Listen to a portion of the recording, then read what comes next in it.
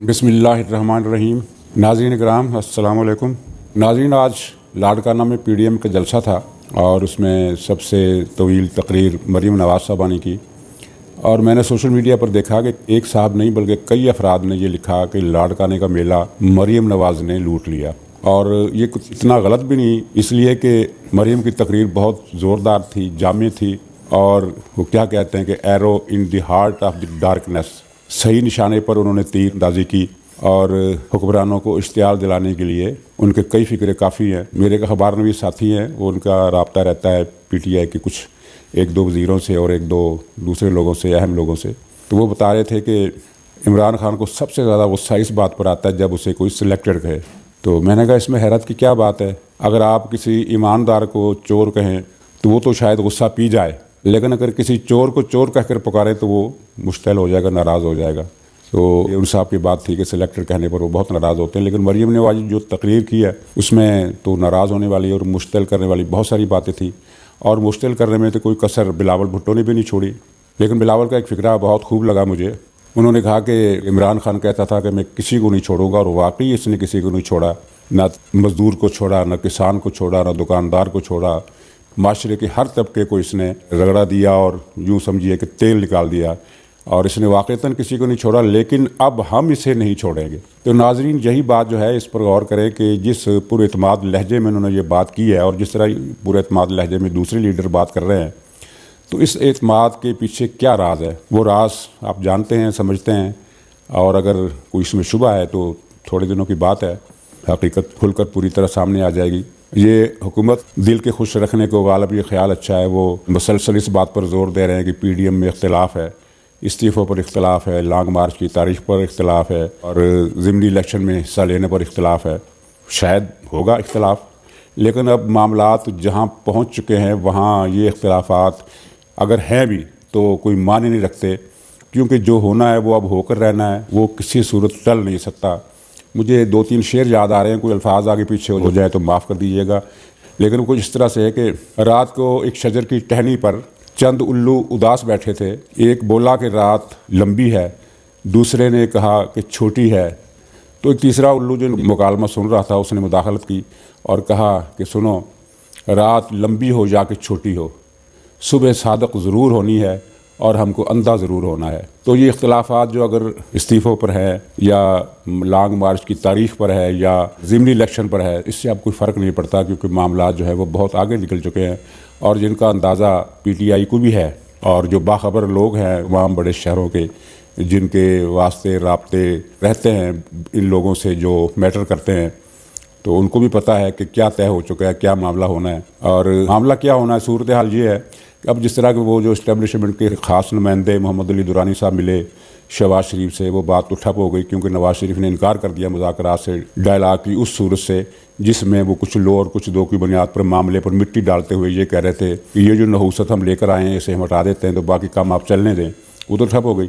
लेकिन दुरानी साहब इसरार कर रहे हैं कि लंदन में मुज़ाकरात जारी हैं और बैकडोर मुज़ाकरात जारी हैं, ट्रैक टू कह लें, वो सिलसिले जारी हैं। तो उनकी बात में पूरी सच्चाई नहीं है। मुज़ाकरात बिल्कुल नहीं हो रहे हैं, ना कोई ट्रैक टू डायलाग चल रहा है। इस वक्त हो सिर्फ ये रहा है कि राब्ते हो रहे हैं, और राब्ते टेलीफोनिक नहीं बल्कि कुछ अफराद जहाँ से लंदन गए हैं, नवाज़ शरीफ से मिले हैं और मिलने की कोशिश कर रहे हैं। और इन अफराद में ये अफराद कोई आम अफराद नहीं है, बल्कि इनमें वो कुछ ऐसी मुक़द्दस शख्सियात भी हैं जिनका नाम लेकर ज़रा सी तनकीद की जाए तो उस पर गद्दारी का इर्तिकाब हो जाता है। इस तरह के लोग भी गए हैं और वो राब्ते तो कर रहे हैं, उनसे बातचीत भी हुई है, लेकिन मुज़ाकरात नहीं हुए। इसलिए कि मुज़ाकरात में जो शर्तें हैं नवाज़ शरीफ की, वो इन लोगों के लिए काबिल कबूल नहीं है, क्योंकि वो कहते हैं कि फ़लाँ चीज़ भी अंडू करो, फ़लाँ चीज़ भी अंडू करो। वो कुछ फ़ैसले अंडू करने का भी कह रहे हैं।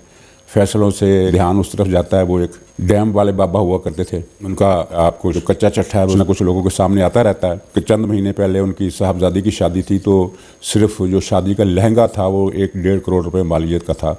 तो अंदाज़ा लगाइए कि बाकी शादी पर कितना खर्चा हुआ होगा, कितनी सलामी दी गई होगी, कितना जहेज़ दिया होगा, मेहमानों पर कितना खर्चा हुआ होगा। और ये एक मुलाज़म था जिसके ये अल्ले तरल्ले हैं, करोड़ों के नहीं अरबों के।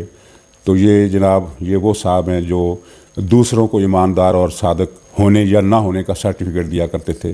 तो इस मुल्क में ये मामलात भी चलते रहे। ये सितम ज़रीफ़ी जिसे कहिए या अंधेर नगरी चौपट राज कहिए, کہ جو سب سے بڑا کرپٹ ہے اس کو ملک کا واحد صادق الامین قرار دیا گیا، اور جن پر یہ الزام تھا کہ ان کے اثاثے جو ہیں وہ ان کی آمدنی سے ہمیں زیادہ لگتے ہیں، بادی النظر میں زیادہ لگتے ہیں، بظاہر زیادہ لگتے ہیں، ان کو 10 سال کی سزائیں ہو گئی، نااہلی بھی قرار ہو گئی۔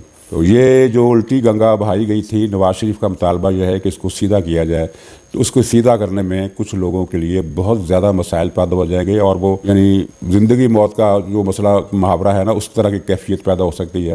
تو چنانچہ بات جہاں رکی ہوئی ہے، لیکن یہ رکی نہیں رہے گی، کیونکہ ہر سطح پر آپ سمجھ جائیے کہ میں کس جگہ کی بات کر رہا ہوں، کہ ہر سطح پر ایک ٹینشن ہے، ایک پریشانی ہے کہ یہ ملک کی کیا حالت کر دی ہے ہمارے تجربے نے۔ تجربہ جس مقصد کے لیے بھی کیا گیا تھا ہم اس پر انگشت نمائی نہیں کرتے، لیکن اس کا جو رزلٹ ہے وہ تو ایک تباہی اور بربادی، اور ایک ایسی سرنگ جس کے دوسرے سرے پر روشنی نظر نہیں آ رہی بلکہ تاریکی کے سائے گہرے ہوتے ہوئے نظر آ رہے ہیں۔ اس گلی میں، اس بند سرنگ میں پاکستان کو پھنسا دیا ہے، تو انڈو تو کرنا پڑے گا، اور اگر سیدھے طریقے سے نہ ہوا تو ٹیڑھے طریقے سے ہوگا، لیکن ہوگا ضرور۔ اور یہ ٹل نہیں سکتی بات۔ عمران خان کو یہ بات پتہ نہیں سمجھ میں آئی ہے یا نہیں آئی ہے، ہم تو اتنے باخبر نہیں ہیں، لیکن یہ سنا ہے کہ جو آدمی اقتدار کی اونچی سیڑھی پر بیٹھا ہوتا ہے، اونچی کرسی پر بیٹھا ہوتا ہے، وہ سارے معاملات کی طرف سے نابینا ہو جاتا ہے۔ اور اگر اس بات میں کوئی مبالغہ تھا تو عمران خان کے ذات سے ہمیں لگتا ہے کہ یہ مبالغہ نہیں ہے، بلکہ حقیقت میں یہ معاملہ اسی طرح ہے کہ انہیں اندازہ نہیں ہے کہ کیا ہو رہا ہے۔ مولانا فضل الرحمان کا فقرہ یاد آ گیا کہ میاں تمہیں اندازہ ہی نہیں ہے کہ ہم تمہیں کہاں پہنچانے والے ہیں۔ پہنچانے والی تو اللہ کی ذات ہے، مولانا فضل الرحمان ہو یا بلاول ہوں یا مریم نواز صاحب ہوں، یہ تو ایک وسیلہ، ایک جد و جہد کا جو تقاضا وہ پورا کر رہے ہیں، تو جو ہونی ہے وہ اب ہو کر رہنی ہے۔ انجام کا اندازہ تو بالکل نہیں ہے خان صاحب کو، لیکن ہو کیا رہا ہے اس کی خبریں ان تک پہنچ رہی ہے۔ آپ نے ان کے پرسوں کی تقریر سنی ہوگی جس میں وہ کہہ رہے تھے کہ اگر کسی حکومت نے نواز شریف کو NRO دیا تو وہ ملک کی سب سے بڑی غدار ہوگی۔ اب کسی حکومت، یہاں تو کوئی دوسری حکومت نہیں ہے، اصل میں وہ یہ کہنا چاہتے تھے کہ اگر کسی نے NRO دیا تو وہ غداری ہوگی۔ اب آپ خود سمجھ لیں، سمجھنے میں کوئی دقت نہیں ہونی چاہیے کہ وہ کسی سے کیا مراد ہے، یعنی انہیں اندازہ ہے کہ کہیں نہ کہیں ایسی کوئی بات ہو رہی ہے، کوئی نہ کوئی ایسا تصفیہ ہو رہا ہے ملکی معاملات کو سنبھالنے کے لیے جو عمران خان کے مائنس ہونے پر منتج ہوگا، اور عمران خان اس مصالحت کو یا اس فارمولے کو تلافی یا مافات کی اس کوشش کو NRO کا نام دے کر اپنا غصہ جھاڑ رہے ہیں، اور اس غصے کا ہدف نواز شریف نہیں ہے، اس غصے کا ہدف وہ ہے جس کو انہوں نے کسی کے نام سے، کسی سے یاد کیا ہے۔ تو یعنی ہم یہ کہہ سکتے ہیں کہ اگر انجام کا اندازہ نہیں ہے تو جو کچھ ہو رہا ہے اس کا کچھ نہ کچھ علم ان کو ہے۔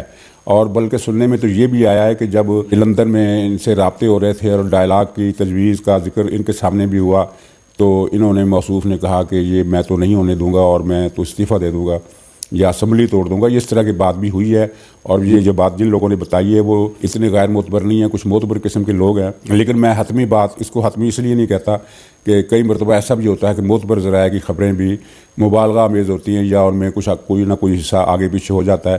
بہرحال یہ رپورٹ پہنچی ہے کہ انہوں نے ڈائلاگ کے حوالے سے جو مصالحتی کوششیں ہو رہی ہیں، جو بھی معاملات درون خانہ چل رہے ہیں، پس پردہ چل رہے ہیں، ان پر یہ برہمی کرتے ہوئے یہ دھمکی دی ہے کہ پھر وہ اسمبلیاں توڑ دیں گے۔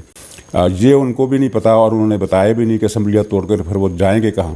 یہ جو پس پردہ رابطے ہیں، ان کے نتیجے میں کچھ اپوزیشن کی طرف سے بھی جیسچر آئے ہیں، اور وہ ہم یہ نہیں کہہ سکتے کہ کچھ وہ شخصیات کے حوالے سے ہے یا اداروں کے حوالے سے ہے، لیکن ایک وسیع تر جو اگر تناظر میں دیکھا جائے تو کچھ باتوں پر اپوزیشن نے احتیاط سے کام لیا ہے۔ مثلاً یہ طے ہوا تھا آج سے 2-3 مہینے پہلے کہ جلسوں میں یہ سوال کیا جائے گا کہ واشنگٹن میں کیا ہوا تھا، جس کے بعد کشمیر، مقبوضہ کشمیر بھارت کی گود میں چلا گیا، وہاں ایک ایمرجنسی لگی اور ایک ایسا لاک ڈاؤن لگا جو کرفیو سے تھوڑا ہی کم ہے، اور اس کو بھارت نے انیکس کر لیا، آئین سازی بھی کا قانون، آئین میں ترمیم بھی کر دی، اور ایک ایسا کریک ڈاؤن جس میں لوگوں کے روزگار بھی ختم ہو گئے اور ان کی ہمتیں تقریباً ٹوٹ گئی ہیں کشمیریوں کی۔ آپ دیکھ رہے ہیں کہ کشمیریوں کے مظاہرے اس طرح سے نہیں ہو رہے، اور وہ صرف جانیں قربان کر رہے ہیں اور اس سے زیادہ کچھ کر نہیں سکتے۔ تو یہ سارا سلسلہ جو واشنگٹن میں ہوا تھا ایک خفیہ کہانی ہے، راز ہے، اگرچہ لوگوں کو پتہ چل چکا ہے کہ کیا ہوا ہوگا، لیکن اپوزیشن نے یہ فیصلہ کیا تھا کہ یہ سوال وہ پوری شدت کے ساتھ، پوری طاقت کے ساتھ جلسوں میں اٹھائے گی کہ ہمیں بتایا جائے کہ واشنگٹن میں کیا سودے بازی ہوئی، واشنگٹن کی کہانی کو سامنے لایا جائے۔ تو ان سے اپوزیشن والوں سے رابطہ کیا گیا، اور التجا یا درخواست کے لہجے میں ان سے یہ کہا گیا کہ آپ یہ سوال مت کیجیے گا، چنانچہ یہ سوال وہ اپوزیشن جلسوں میں نہیں کر رہی اور اس سے گریز کر رہی ہے۔ البتہ گوادر کا اور سی پیک کا مسئلہ اٹھا رہی ہے۔ گوادر کے مسئلے پر بلاول نے سخت تقریر کی اور کہا کہ گوادر کو جو گھیرے میں لے کر اس کو محصور کرنے کی کوشش کی جا رہی ہے، ایک دیوار، ایک شہر پناہ بنا کر اس کو بلوچ عوام کے لیے بند کیا جا رہا ہے، تو اس کی انہوں نے مذمت کی ہے، اس پر اعتراض اٹھایا اور اس کو مسترد کیا ہے۔ اس کے ساتھ ساتھ انہوں نے یہ بھی کہا ہے کہ یہ جو پزے والی سرکار ہے اس کا سی پیک ہمیں منظور نہیں ہے۔ اس فقرے میں بہت ساری کہانیاں ہیں کہ پزے والی سرکار نے سی پیک کے ساتھ کیا کیا۔ ایک تو بلوچوں کی شکوے ہیں، وہ تو الگ ہیں، لیکن جو کیا اس کا خلاصہ یہ ہے کہ اب سی پیک جو ہے وہ سسک رہا ہے، سسکیاں لے رہا ہے، اور یعنی یوں سمجھیے کہ اس کا قصہ تقریباً پزے والی سرکار نے پاک کر دیا ہے۔ اور یہ خبریں باہر کے پریس میں چھپی ہیں، مڈل ایسٹ میں بھی اور یورپ میں بھی اور انڈیا میں بھی، پاکستان میں نہیں آ سکیں۔ وہ یہ خبریں چھپی ہیں کہ چین سی پیک سے ہاتھ کھینچنے کا سوچ رہا ہے۔ ہاتھ کھینچنے کا مطلب بڑا خوفناک ہے، مطلب یہ نکلتا ہے کہ چین سی پیک کو ترک کرنے والا ہے۔